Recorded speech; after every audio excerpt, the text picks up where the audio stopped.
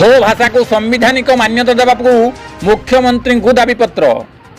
मुख्यमंत्री को उद्देश्य रे पाटना बीडीओ को दाबीपत्र प्रदान कराई।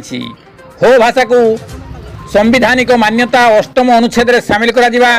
राज्य पाठ्यपुस्तक रे द्वितीय भाषा रूपे पढ़ा जिवा। हो भाषा शिक्षक नियुक्ति दाबी नहीं केन्दुझर जिला पाटना ब्लॉक हो समाज सभापति सुदर्शन मुंडा नेतृत्व में एक शोभायात्रा बाहर थिला। हो समाजर शताधिक पुरुष महिला हो समाज को मान्यता सह 8म अनुच्छेद रे सामिल करने को स्लोगान माध्यम पाटना ब्लॉक कार्यालय सम्मुख में पहुंची मुख्यमंत्री उद्देश्य रे पाटना बीडीओ शिवशंकर मुर्मू जरिया एक दाबीपत्र प्रदान कर। रंजन बारिंग रिपोर्ट केडी न्यूज ओडिया।